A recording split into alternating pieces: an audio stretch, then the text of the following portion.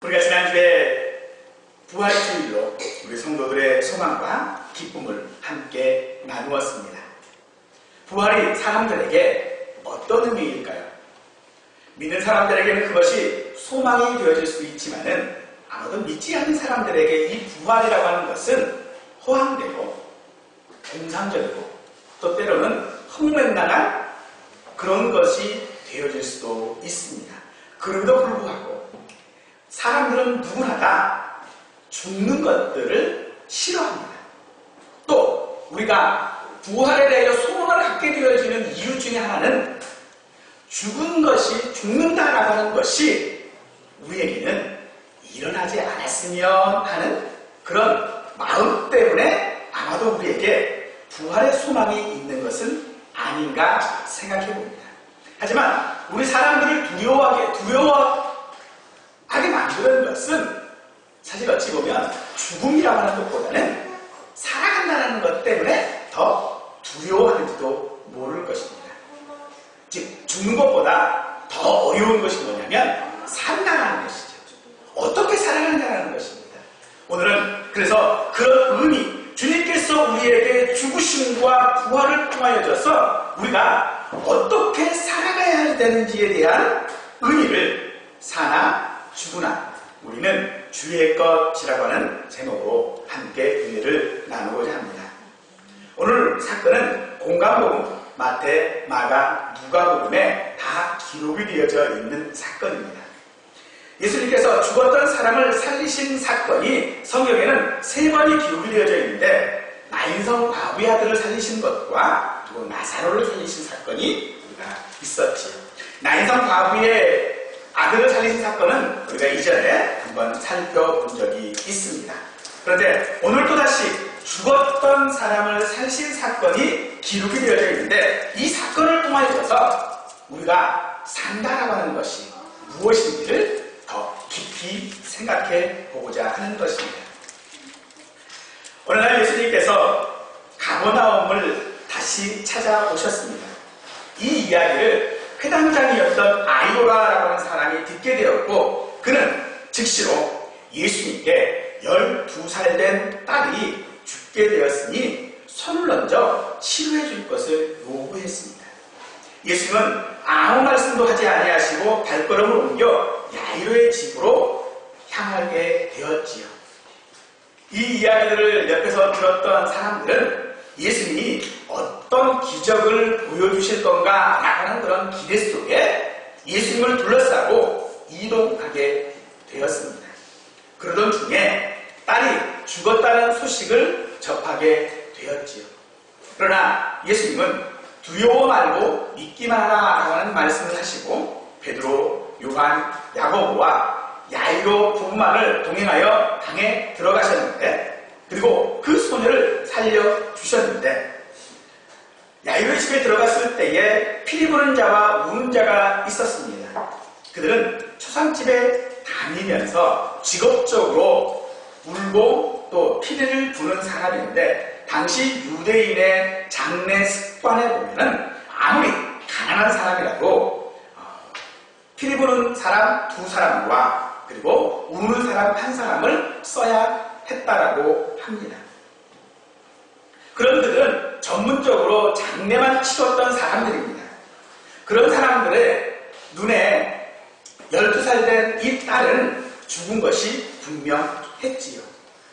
그런데 주님은 그런 사람들에게 피리 부는 것과 우는 것을 그만두게 하시면서 죽은 것이 아니라 잔다라고 말씀하심으로써 그들의 비웃음을 살 수밖에 없었지요. 야이로라고 하는 사람은 회당장이었습니다.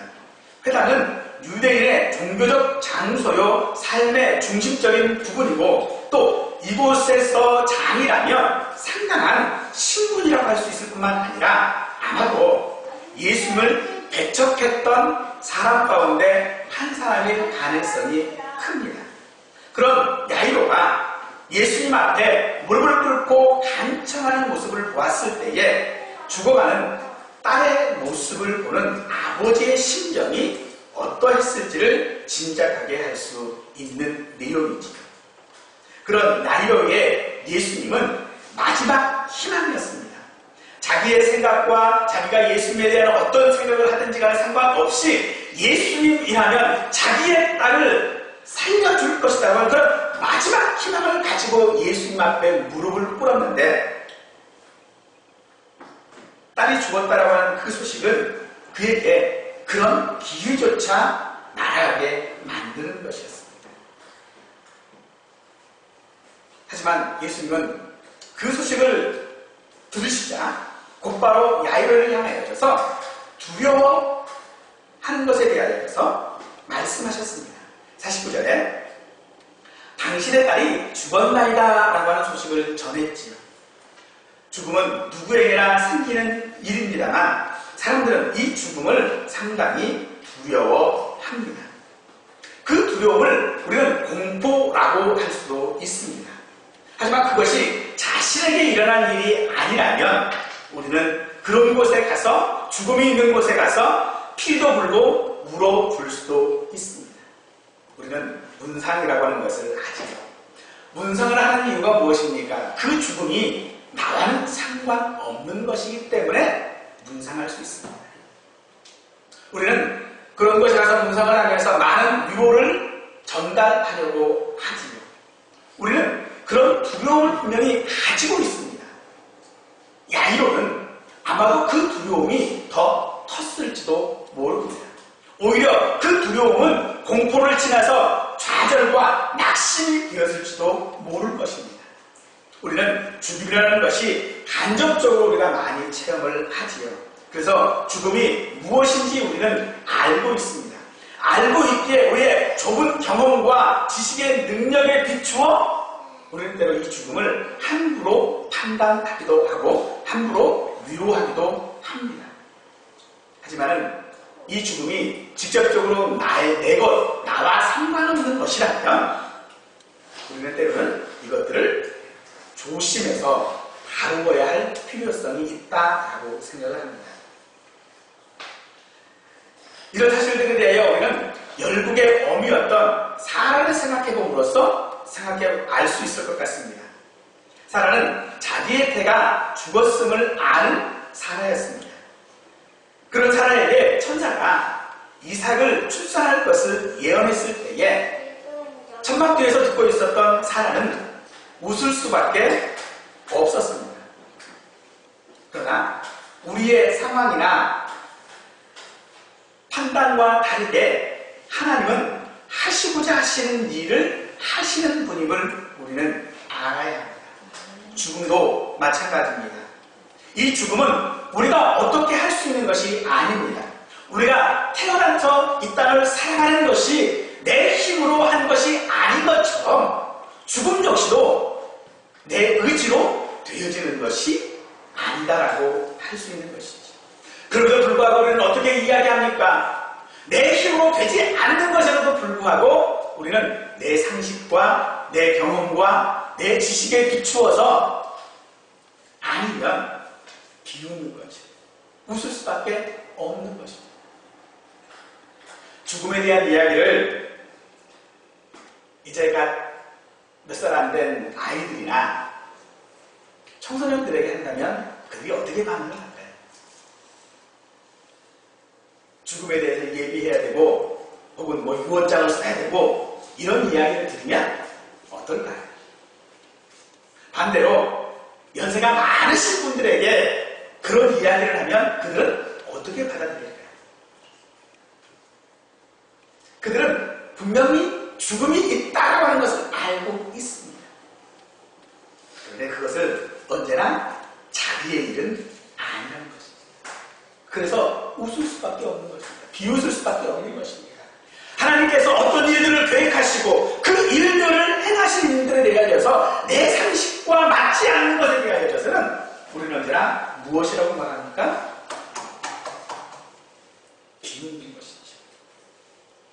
그럴 수 없다고 우리는 이야기할 수 있습니다. 하지만 예수님은 그런 우리를 향하여 두려워하지 말고 믿기만 하라고 우리에게 말씀해주고 계십니다.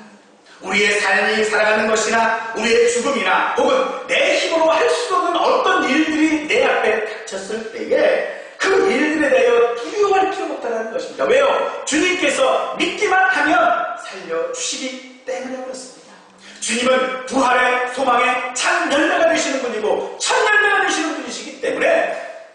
우리의 그 모든 것들을 아시는 분이시기 때문에 우리는 두려워하지 말고 믿기만 하라는 그 예수님의 요청에 대하여 오늘 우리는 응답해야 될 줄로 믿습니다.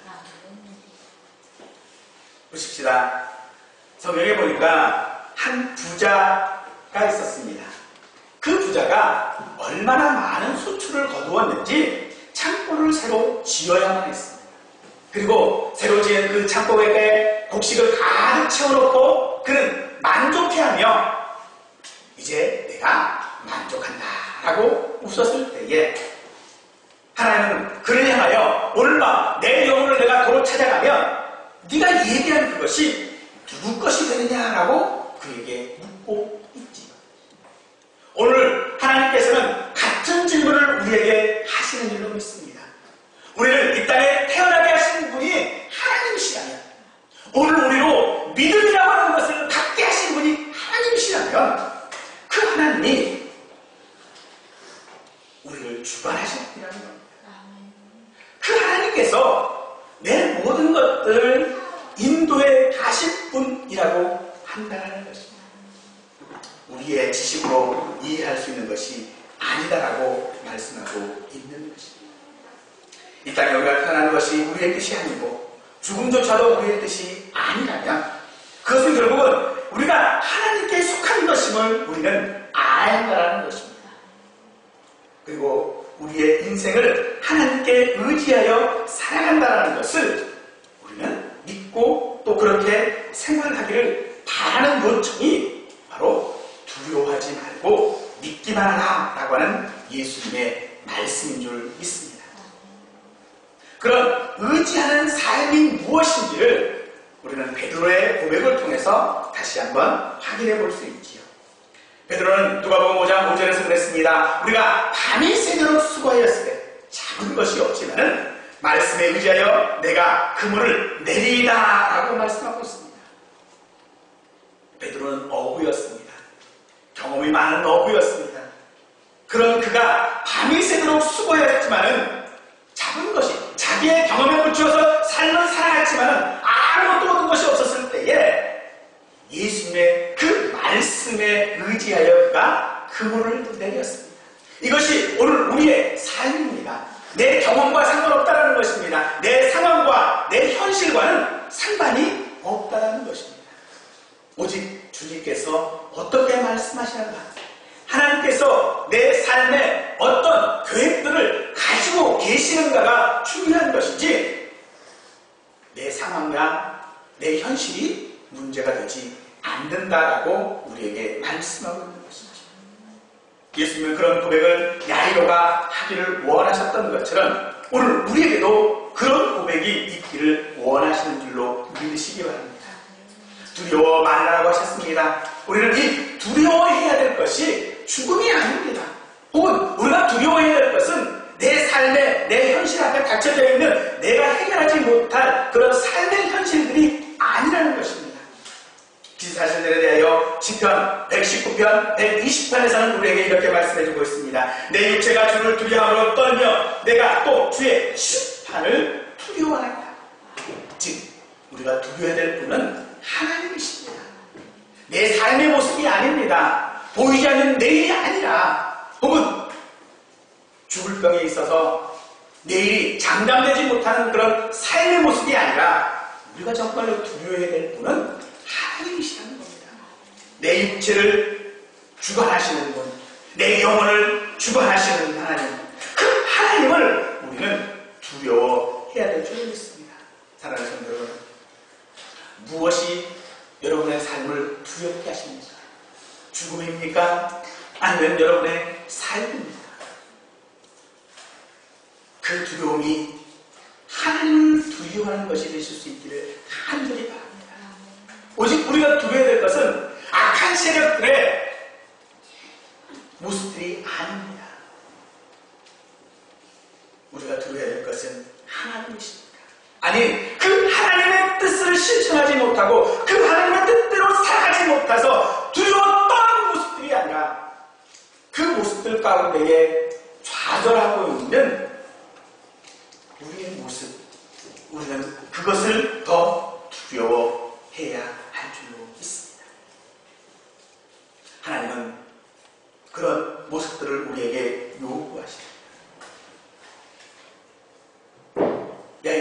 야이로가 처음 예수님을 찾았을 때에 그는 예수님에게 마지막 희망을 걸고 있었습니다.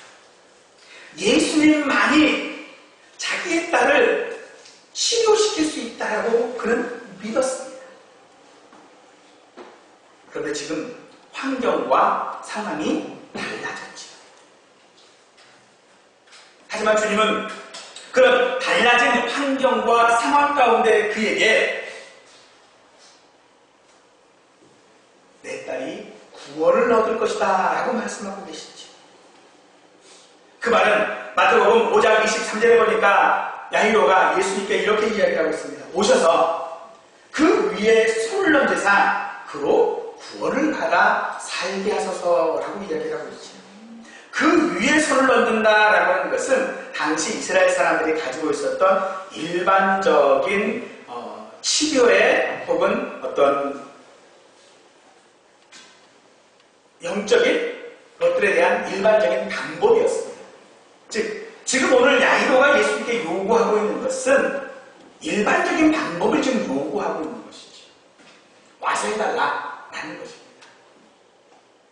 예수님이 오셔야 그 일이 해결되어진다고 그는 말하고 있는 것이죠. 그러나 예수님은 그를 향하여서 구원을 얻겠다.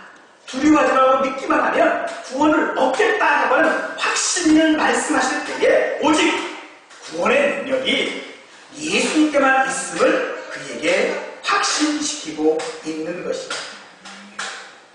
우리는 때로 우리의 어떤 문제들, 내가 살아가는 일들 혹은 내 앞에 닥쳐져 있는 여러 내 힘으로 해결하지 못할 일들에 대하여서 하나님께서 조금만 도와주시면 해결될 것이라고 생각합니다. 내가 능력이 이 정도가 되니까 이 정도의 능력 가운데에 주님이 조금 더 도와주면 이것이 더 완전해질 것이다 라고 생각합니다. 열왕기에 등장하는 나만처럼 우리는 그런 신앙을 가지고 있고 그런 믿음을 가지고 있는 것이죠. 나만이 어땠습니까? 나만이 자기의 그 치료되지 못하는 문둥병을 가지고 엘리사를 찾았을 때에 엘리사는 그를 쳐다도 보지도 아니하고 나와보지도 아니하고 그저 상을 시켜서 강물에 가서 7번 몸을 씻어라 라고만 이야기를 했습니다. 나만은 화가 났지. 왜 나만이 화를 냈을까요? 그것은 일반적으로 무엇을 해주기를 원했다라는 것입니다. 하지만 그 일반적인 방법으로 하는 문제를 해결하시지 않았습니다. 우리는 하나님께서 하시는 여러 가지 일들 가운데 내가 하고 그 다음에 하나님이 무엇을 더 추가해 줄 것으로 생각합니다. 그렇지요. 우리의 삶도 그렇습니다. 내가 이 땅에 태어난 것은 내 마음대로 태어난 것은 아니지만 내가 살아가는 것은 내 마음대로 살아갈 수 있고 그리고 거기에 조금 더 하나님이 은혜를 주시면 뭐 다른 사람보다 물질로 더 풍성해질 수도 있고 혹은 어떤 환경이나 이런 것들이 달라질 수도 있다라고 우리는 생각합니다. 그래서 자꾸 우리는 하나님의 그 어떤 것에 대하여서 추가시키고 있습니다. 하지만 주님은 우리에게 뭐라고 말씀하십니까? 사도행전 16장 31절에서 그랬습니다. 주 예수를 믿어라. 그리하면 너와 내 집이 구원을 얻으리라. 주님께서 우리에게 구원하는 방법에 대하여서 다른 어떤 것도 말씀하시지 않으셨습니다. 오직 하나 주 예수를 믿는 것뿐이었다는 것입니다. 오늘 야이로에게 믿기만 하라라고 말씀하신 것입니다. 다른 것이 필요치 않은 것입니다. 이것이 오늘 우리가 가져야 될 믿음입니다. 오늘 우리에게 필요한 것은 무엇을 더하여 가는 것이 아니라 오직 믿음만이 우리에게 필요하다는 것입니다. 예수님은 직업적으로 피 부는 사람들, 우는 사람들에 대해서 그 비웃는 그 사실을 우리가 알 수 있지요. 죽은 것이 아니라 잔다라고 말씀하셨습니다. 틀림없이 의학적으로, 환경적으로 죽은 것이 분명한데 잔다라고 말씀하시는 것입니다. 이것이 오늘 우리가 죽음에 대하여 가져야 될 의미라고 생각합니다. 즉, 이 잔다라고 하는 것은 관점의 차이로 죽음을 더 이상 거부할 수 없는 그런 우리들에게 잔다라고 하는 의미는 바로 휴식이고 충전이고 안식이라는 사실입니다. 그러므로 우리는 죽지 않습니다. 우리는 언제나 잘 뿐입니다. 이것이 우리의 삶입니다. 사람들은 이 잔다라고 하는 의미에 대하여서 다 끝났다라고 생각을 하죠. 하늘도 나가서 우리에게는 기도만 하면, 믿기만 하면 다 되는 건가? 라고 하는 의구심을 우리 스스로에게 한다라는 것입니다. 믿기만 하면 모든 것이 다 될까? 헌신만 하면 모든 것이 다 되는 것인가? 근데 주님은 우리에게 죽은 것이 아니라 잔다라고 말씀하십니다. 이것은 사람이 스스로 극복할 수 없는 죽음에 대한 그 자신이 죽음에 대하여 무엇을 할 수 없는 존재인 것을 우리로 알게 함과 동시에 죽음의 실체라고 하는 것이 무엇인지를 우리에게 알게 하심으로 그것을 극복하게 하고자 하시는 의도가 있는 것입니다. 바로 예수님 자신이 더 크고 이를 신뢰할 수 있고 따를 수 있는 분이다라고 하는 것을 우리에게 말씀해주고 있는 것이죠. 이것이 오늘 우리에게 필요한 믿음입니다. 그 믿음에 다른 것이 필요치 않다라는 것입니다. 그 다른 것이 필요치 않다라고 하는 것은 오늘 우리의 삶을 괴롭게 하지 말라라고 하는 것과 같습니다. 우리는 자꾸 우리의 삶에서 믿음이 필요하고 구원이 필요하고 무엇이 필요하면 자꾸 더 하려고 하죠. 근데 더 하려고 하면요 괴로울 수밖에 없어요. 내가 지금 현재 기도할 처지가 아닌데 기도하라고 그러면요 괴로울 수밖에 없어요. 내가 지금 이 정도의 물질밖에 없는데 그보다 더 많은 것이 필요하다고 그러면 채워야 하니까 괴로울 수밖에 없는 것입니다. 그런데 딸이 죽었다라고 하는 그 이야기를 전했던 사람이 야곱에게 뭐라고 얘기합니까? 딸이 죽었으니까 더 이상 예수님을 괴롭게 하지 말라라고 얘기합니다. 이제 희망 따위를 버려라. 아무것도 없지 않느냐. 이제 더 이상 예수님도 어찌할 수 없는 것이다. 그러니 괴롭게 하지 마라.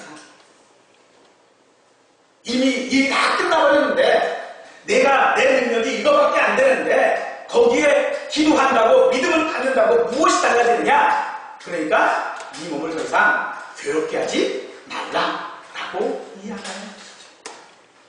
이 괴롭게 하지 말라라고 하는 이 말은요 스콜로라고 하는 단어인데요. 이 단어는 백부장이 예수님께 대하여 말할 때에 내 한인이 죽게 되었습니다. 그래 내가 스스로 고쳐줄게 라고 했을 때 백부장이 고백했던 내용 바로 나는 감당할 수 없습니다 라고 하는 그 단어와 같은 단어입니다. 괴롭게 하지 말라라고 하는 이 단어와 감당할 수 없습니다 라고 하는 이 단어가 같은 단어를 사용하고 있습니다. 백부장은 그 같은 단어로 예수님의 신적인 능력이 자기는 감당할 수 없고 자기는 초월한 것임을 믿음으로 고백하고 있지만 본문은 예수님의 능력은 더 이상 어쩔 수 없다라고 하는 불신앙의 용도로 사용되고 있다는 것입니다. 이것이 바로 우리의 시각입니다. 사나 죽으나 우리가 죽일 것이다라고 하는 말이 무슨 말입니까? 바로 그겁니다. 사는 것 똑같습니다. 죽는 것 똑같습니다. 그러나 그것이 내가 감당하느냐 아니면 감당치 못할 것이냐 라고 하는 차이인 것이죠. 그것을 감당치 못하겠다라고 고백했던 백부장은 예수님께 칭찬을 들었지만 오늘 이 감당할 수 있다라고 생각했던 이 사람들은 오히려 예수님의 질책을 받게 된 것이죠. 그러므로 우리의 시각은 달라져야 합니다. 구원이 오직 예수님께 속한 것임을 우리는 알아야만 합니다. 우리의 삶의 모든 것이 예수님 예수님으로만 가능하다라고 하는 삶을, 예수님이 있는 삶을 우리가 살아갈 때에 그것이 우리의 행복이고 우리의 소망이 되어진다는 하는 사실들을 우리는 알아야 될 뿐만 아니라, 예수님이 내 삶에 없다면 우리의 삶은 그 자체가 이미 죽은 것이다라고 하는 것을 우리는 알아야 될 줄로 믿습니다. 성경은 우리에게 죽음에 대하여 늘 이야기하고 있습니다. 그것을 지켜보는 우리들은 슬픔과 고통과 두려움 가운데 처할 수밖에 없는 그런 숙명적인 삶을 살아가는 것이 우리입니다. 히브리서 9장 27절에서는 우리에게 한 번 죽는 것은 사람에게 정해진 것이다라고 우리에게 말씀하고 있습니다. 오늘 우리는 태어났다면 반드시 죽을 수밖에 없습니다. 그러나 우리에게 있어서 이 죽음은 그저 죽음으로 끝나는 것이 아니라, 아무 희망이 없는 것으로 끝나는 것이 아니라 새로운 시작이라는 것입니다. 새로운 출발이라고 말할 수 있는 것입니다. 그래서 사도 바울은 우리에게 로마서 14장 8절에서 이렇게 고백하고 있습니다. 우리가 살아도 주를 위하여 살고 죽어도 주를 위하여 죽나니 그러므로 사나 죽으나 우리가 주의 것이로다. 여기에서는 마치 물건이 내 거냐라고 하는 이야기하는 것처럼 것이라고 이야기하고 있습니다. 이 것이라고 하는 이 말은요, 주인이 있다는 이야기입니다. 주인이 있다라고 하는 이야기는 그 물건을 주인 마음대로 할 수 있다는 것이죠. 더군다나 물건은요, 자기 뜻대로 하지 못합니다. 물건은 절대로 자기 뜻대로 무엇을 하지 않습니다. 주인 뜻대로만 하는 것이죠. 주인이 핸드폰을 가지고 전화기로 쓰든 망치로 쓰든 그건 주인 마음이지요. 우리도 주의 것입니다. 그래서 우리를 어떻게 쓰시는지에 대하여서는 주인 마음이라고 이야기할 수 있는 것입니다. 바로 이 고백이 오늘 우리에게 있어져야 될 줄로 믿습니다. 이 고백, 나의 삶이, 내 죽음이, 내 지금의 현실과 상황들은 다 내 것이 아니라 주님 것입니다. 그래서 주님께서는 그 상황대로 주님이 쓰시기에 합당한 대로 사용되어지는 것입니다. 예수님께서 종료주일 때에 어린 나귀 한 마리를 타고 예루살렘 성에 입성하셨죠. 그때 그 나귀를 어디서 구해옵니까? 라고 제자들이 물었을 때에 어디 가면 어린 나귀 하나가 있으니까 그냥 데리고 와라. 아, 주인이 뭐라고 그러면 어떡합니까? 뭐랍니까? 주께서 쓰시겠다. 주인이 쓴다는 겁니다.